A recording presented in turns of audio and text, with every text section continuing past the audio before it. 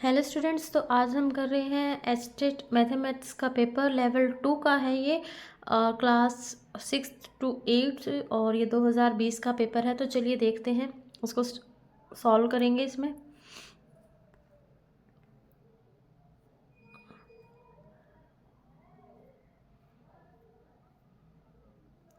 तो यहाँ पर हमारे पास सबसे पहला पार्ट है चाइल्ड डेवलपमेंट एंड पेडागोजी में से। तो देखिए, निम्नलिखित में से कौन सा थॉर्नडाइक द्वारा प्रतिपादित सीखने का प्रमुख नियम नहीं है, यानी कि थॉर्नडाइक का कौन सा नियम नहीं है वो आपको बताना है। अभ्यास का नियम, प्रभाव का नियम, तत्परता का नियम या सामान्यीकरण का नियम। तो इसका जो करेक्ट आंसर है वो है आपका नंबर 4, सामान्यीकरण का नियम। इसके बाद है हमारे पास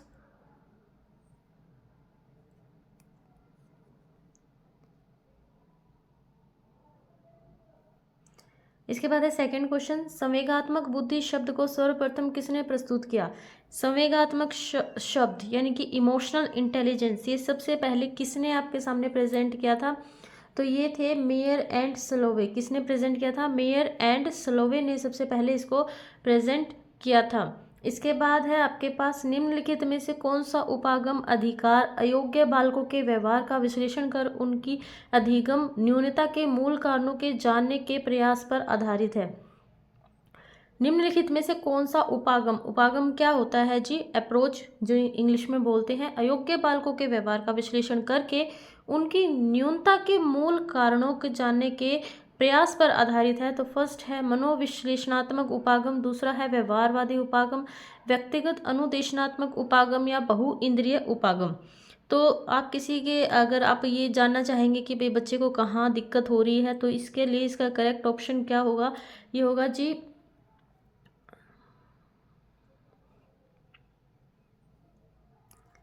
व्यक्तिगत अनुदेशनात्मक उपागम। क्या होगा? व्यक्तिगत अनुदेशनात्मक उपागम। इसके बाद है हमारे पास फोर्थ क्वेश्चन, लुप्त अधिगम संप्रत्यय को सर्वप्रथम किसने परिचित कराया। अगर आपको इंग्लिश देखनी है तो यहाँ पर इसकी इंग्लिश भी आ रही है। Who first introduce the concept of latent learning. तो लेटेंट लर्निंग सबसे पहले किसने परिचित करवाया इस चीज़ से आपको? तो इसका आएगा एडवर्ड जे स्टॉलमैन। टॉलमैन ने सबसे पहले इससे परिचित करवाया था। किसने करवाया था जी? टॉलमैन ने करवाया था। इसके बाद देखते हैं क्वेश्चन नंबर 5। प्रक्रियावाद के प्रमुख प्रवर्तक कौन थे? विलियम जेम्स, जेबी वॉटसन, क्लार्क हल या एडवर्ड टॉलमैन। तो फंक्शनलिज्म जिसको बोलते हैं उसके प्रमुख प्रवर्तक कौन थे? तो क्वेश्चन नंबर 5 का करेक्ट ऑप्शन है फर्स्ट, विलियम जेम्स।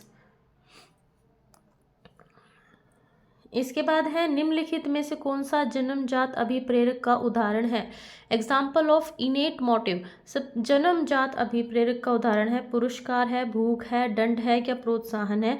तो 6 का आएगा 2, भूख। क्योंकि देखिए, जो सबसे छोटा बच्चा होता है वो कोई भी काम अगर वो रोता है तो वो किसके लिए करता है? भूखे की वजह से करता है। जैसे छोटे बच्चे को अगर हम चलना सिखाना चाहते हैं तो या तो उसको सबसे जो पहली नीड है वो क्या है? उसकी भूख। ठीक है, तो उसके लिए वो अपने हाथ पैर मारने की कोशिश करता है। तो सबसे पहला मोटिव क्या होता है जी? भूख होता है। इसके बाद है 7th, बालक के शरीर में होने वाले लैंगिक परिवर्तन विकास की कौन सी अवस्था में दिखाई देने प्रारंभ हो जाते हैं? लैंगिक परिवर्तन यानी कि sexual changes that occur in the child body starts to appear. तो ये पूर्व बाल्यावस्था होती है, पश्च बाल्य किशोरावस्था, वयस्क अवस्था या वयसंधि काल। तो क्वेश्चन नंबर 7 का 4th आएगा प्यूबर्टी स्टेज, जिसको बोलते हैं वयसंधि काल। ठीक है। इसके बाद क्वेश्चन नंबर 8 से देखिए, क्लासिकल अनुबंधन का अन्य नाम क्या है? क्लासिकल कंडीशनिंग, इसका दूसरा नाम क्या है? एस प्रकार का अनुबंधन, आर प्रकार का अनुबंधन, एस आर प्रकार का अनुबंधन या यू प्रकार का अनुबंधन। तो क्वेश्चन नंबर 8 का आएगा ऑप्शन फर्स्ट, एस प्रकार का अनुबंधन। टाइप एस कंडीशनिंग, एस प्रकार का अनुबंधन। इसके बाद क्वेश्चन नंबर 9, परिश्रम प्रियता बनाम हीनता। परिश्रम, प्रियता बनाम हीनता अवस्था के लिए एरिक्सन ने कौन सा आयु समूह बताया था? तो एरिक्सन ने इंडस्ट्री वर्सेस इंफीरियरिटी का कौन सा कौन सा समूह बताया था आयु का? तो 9वें का आएगा जी फर्स्ट 6 to 11 ईयर्स। कौन सा बताया था? 6 to 11 ईयर्स, 6 से 11 साल एरिक्सन ने इसको बताया था। इसके बाद है क्वेश्चन नंबर 10th, निम्नलिखित में से कौन सा विकास का सही सिद्धांत नहीं है? शांतता का सिद्धांत, व्यक्तिगत भिन्नता का सिद्धांत, पैटर्न की एकरूपता का सिद्धांत या विशिष्ट से सामान्य प्रक्रियाओं का की कार्यवाही का सिद्धांत। विकास का सिद्धांत आपको यहाँ पर बताना है, तो इसका करेक्ट ऑप्शन है option 4th, principles of proceeding from specific to general responses. इसके बाद क्वेश्चन नंबर 11, निम्नलिखित में से कौन सा मनोविज्ञान का संप्रदाय ब्लैक बॉक्स थ्योरी के नाम से जाना जाता है? व्यवहारवाद, संरचनावाद, प्रक्रियावाद या गेस्टल्टवाद। तो क्वेश्चन नंबर 11 का ऑप्शन फर्स्ट इसमें बिल्कुल इसका करेक्ट ऑप्शन है।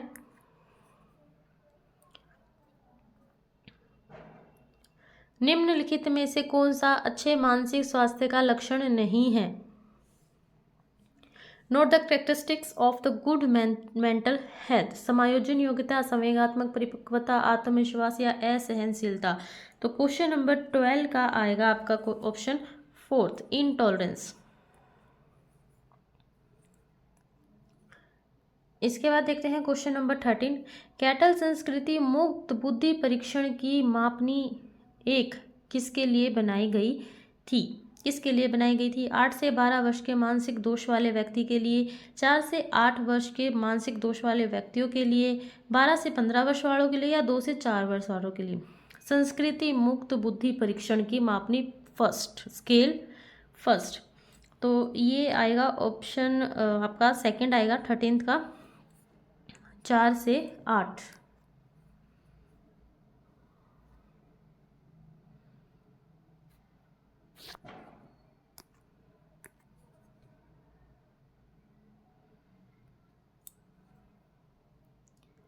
निम्नलिखित में से कौन सा रचनात्मकता की प्रक्रिया के लिए सही तार्किक क्रम है?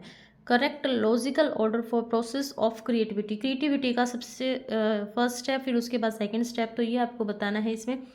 तो 14th का आपका ऑप्शन नंबर 3rd बिल्कुल ठीक है। सबसे पहले प्रिपरेशन की जाती है, फिर इंक्यूबेशन होता है, फिर इंसाइट और उसके बाद वेरिफिकेशन। ठीक है, तो इसका ऑप्शन आ जाएगा आपके पास 3rd।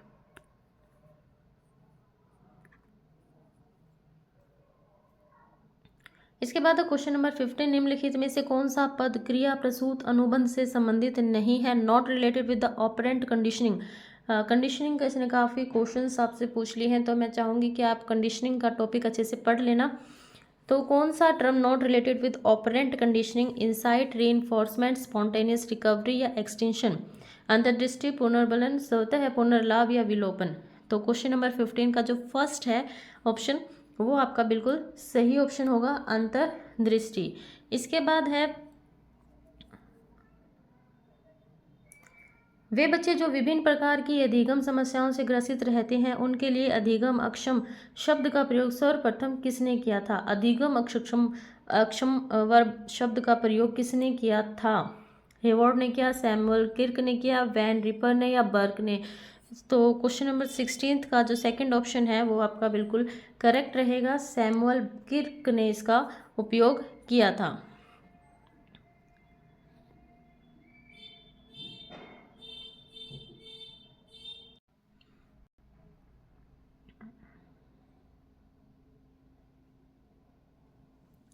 इसके बाद क्वेश्चन नंबर 17 देखिए, निम्नलिखित में से कौन सा मनोवैज्ञानिक आत्मा के विज्ञान के रूप में मनोविज्ञान, आत्मा के विज्ञान के रूप में मनोविज्ञान विचारधारा का समर्थक नहीं है? तो ये जो नहीं है ना, ये आपको ध्यान से देखना है कि आपको नहीं वाला बताना है। प्लेटो है, अरस्तु है, डेकोर्ट है या वुंट है? तो बताइए। क्वेश्चन नंबर 17 का आएगा आपके पास ऑप्शन 4th, इसका बिल्कुल करेक्ट आंसर वुंट। ठीक है जी, तो वुंट नहीं थे। इसके बाद है मनोविज्ञान की कौन सी शाखा में टेलीपैथी, पुनर्जन्म जैसे क्षेत्रों का अध्ययन किया जाता है।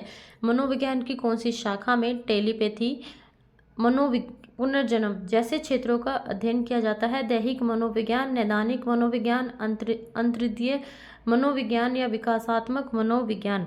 तो क्वेश्चन नंबर 18 का आपका ऑप्शन नंबर बिल्कुल थर्ड सही रहेगा, पैरासाइकोलॉजी। इसके बाद हम देखते हैं क्वेश्चन नंबर 19। जीन पियाजे के अनुसार बालक कौन सी अवस्था में परिकल्पनाओं को समझने की तथा तार्किक वाक्यों के आधार पर विचार करने की योग्यता प्राप्त कर लेता है। 0 से 2, 2 से 6, 6 से 11 या 11 से 15। तार्किक वाक्यों के आधार पर विचार करने की योग्यता, ठीक है, यानी कि उसको थिंकिंग आती है, उसके बाद वो लॉजिक देखता है, फिर वो सोचता है कि ये सही है या गलत है। तो ऐसा कौन सी स्टेज में होता है। तो क्वेश्चन नंबर 19 का ऑप्शन नंबर 4 बिल्कुल ठीक है, 11 से 15। इसके बाद निम्नलिखित में से कौन सा मनोविज्ञान मानव के चिंतन, स्मृति, भाषा, प्रत्यक्षीकरण इत्यादि का अध्ययन करता है। चिंतन, स्मृति, भाषा और प्रत्यक्षीकरण, मानवतावादी, संज्ञानात्मक, असामान्य या नैदानिक। तो क्वेश्चन नंबर 20 का आपका ऑप्शन नंबर 2 बिल्कुल करेक्ट आंसर होगा, संज्ञानात्मक मनोविज्ञान, कॉग्निटिव साइकोलॉजी। इसके बाद देखते हैं क्वेश्चन नंबर 21। निम्नलिखित में से कौन सा व्यक्तित्व का प्रकार क्रेचमर द्वारा नहीं दिया गया है। क्रेचमर द्वारा नहीं दिया गया है व्यक्तित्व का प्रकार, टाइप ऑफ पर्सनैलिटी, सुडोलकाय, कलात्मक, लंबकाय या गोलाकाय। तो 21 का आएगा आपका ऑप्शन 2।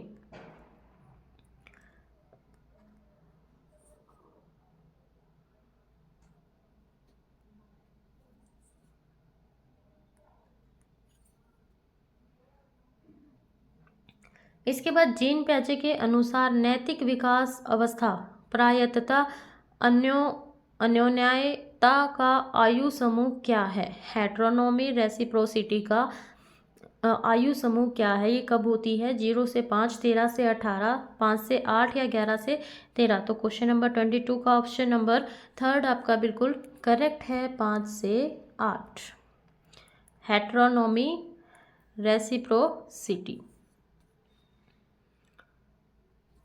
इसके बाद नेक्स्ट क्वेश्चन देखते हैं। निम्नलिखित में से कौन सा अधिगम अक्षम बालकों का लक्षण नहीं है। मतलब अक्षम बच्चों में क्या नहीं होता। प्रत्यक्षीकरण, प्रभाविता, सांवेगिक अस्थिरता, अव्यवस्थित अवधान या आवेगिता। तो क्वेश्चन नंबर 23 का ऑप्शन नंबर आपका 1 बिल्कुल करेक्ट ऑप्शन है, प्रत्यक्षीकरण, प्रभाविता।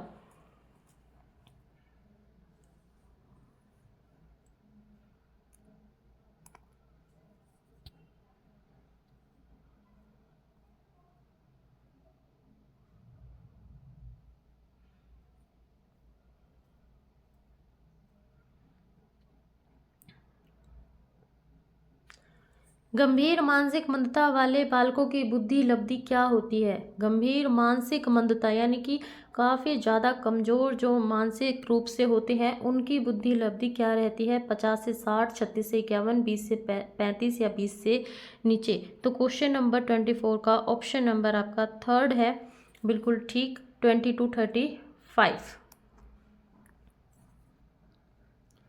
इसके बाद है विकास की कौन सी अवस्था में समान लिंगियों के साथ रुचि या मित्रता विकसित होती है। यानी कि हम कौन सी अवस्था में, कौन से साल में हम एक जैसे हम उम्र के साथ खेलना पसंद करते हैं, अपने जैसे दोस्त बनाना पसंद करते हैं। तो 12 से 14, 15 से 18, 10 से 12 या 19 से 21। तो क्वेश्चन नंबर 25 का आपका ऑप्शन नंबर 3 बिल्कुल करेक्ट है, 10 से 12। इसके बाद है क्वेश्चन नंबर 26। निम्नलिखित में से कौन सा यथार्थवादी चिंतन का प्रकार नहीं है। अभिसारी चिंतन, सृजनात्मक चिंतन, आलोचनात्मक चिंतन या सवलीन चिंतन। तो कौन सा यथार्थवादी चिंतन का प्रकार इसमें नहीं है, तो वो आपको बताना है, रियलिस्टिक थिंकिंग। तो क्वेश्चन नंबर 26 का ऑप्शन नंबर आपका 4 बिल्कुल ठीक है, सवलीन चिंतन बिल्कुल भी इसका प्रकार नहीं है। ऑटिस्टिक जो बच्चे होते हैं वो रियलिस्टिक थिंकिंग से काफ़ी दूर रहते हैं। इसके बाद है क्वेश्चन नंबर 27, निम्नलिखित में से कौन सा मनोवैज्ञानिक मानवतावादी मनोविज्ञान का समर्थक नहीं है? मानवतावादी मनोविज्ञान का समर्थक कौन नहीं है? Freud, Maslow, Rogers, Arthur Combs. तो 27 का आपका फर्स्ट ऑप्शन बिल्कुल ठीक है, फ्राइड। इसके बाद संरचनावाद के प्रवर्तक कौन थे? William James, William West, Wilhelm Wundt या विल्हम हंट। तो संरचनावाद आपको बताना है भाई, इसके प्रवर्तक कौन थे? तो इसके प्रवर्तक थे option number third, Wilhelm won't.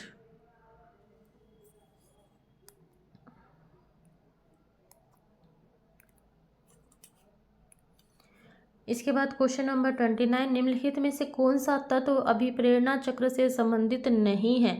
Motivational cycle से कौन सा तत्व संबंधित नहीं है? नीड, ड्राइव, इमोशन या इंसेंटिव। तो इनमें से कौन सी चीज़ आपको मोटिवेट करने में बिल्कुल भी रिलेशन नहीं रखती है? तो वो है आपका इमोशन। ठीक है, थर्ड।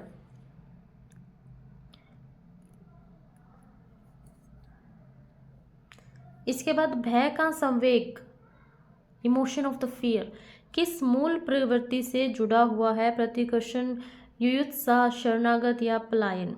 तो क्वेश्चन नंबर 30 का आपका बिल्कुल करेक्ट आंसर होगा ऑप्शन नंबर फोर्थ, पलायन, एस्केप।